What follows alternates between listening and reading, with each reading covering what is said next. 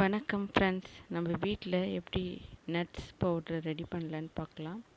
இதான் ப்ரோட்டீன் பவுடரும் பெரியவங்கலேருந்து சின்னவங்க வரையும் எல்லோரும் இது பாலில் மிக்ஸ் பண்ணி இந்த பவுடரை குடிக்கலாம்.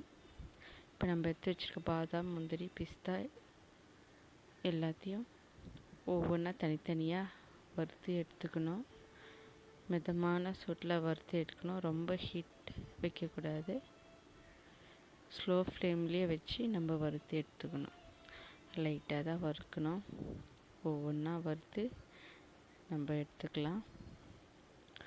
அக்ரூட் வறுத்து எடுத்துக்கிறோம். அப்புறம்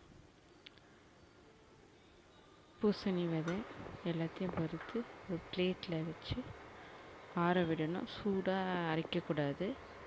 ஆறின பிறகு ஒரு 1/2 hour கழித்து நம்ம மிக்ஸி ஜாரில் போட்டு அரைச்சிக்கலாம். இது மிக்ஸி ஜார் எந்த தண்ணியும் இருக்கக்கூடாது, நல்லா ட்ரையாக இருக்கணும். போட்டு இது குறைன்னு அரைக்கணும். ரொம்ப மழை அரைச்சிடுவோம், எண்ணெய் தன்மை வெளிப்படும்.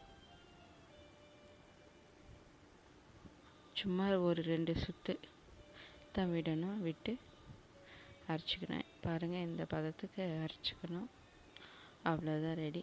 இது ஒரு டப்பாவில் போட்டு, நல்லா காற்று போகாத டப்பாவில் போட்டு மூடி வச்சுக்கலாம். இப்போ எப்படி பாலில் போட்டு பால் ஒரு டம்ளர் எடுத்துக்கின்னு 1 ஸ்பூன் நம்ம அரைச்ச ப்ரோட்டீன் பவுடர் அதை போட்டு லைட்டாக கொதிக்க விட்டுக்கலாம். கொதிக்க விட்டு இறக்குனா போதும். நமக்கு தேவையான அளவு சர்க்கரை போட்டுக்கலாம். அவ்வளோதான், வீட்டிலையே நம்ம ரெடி பண்ண நட்ஸ் பவுடர் அண்ட் ப்ரோட்டீன்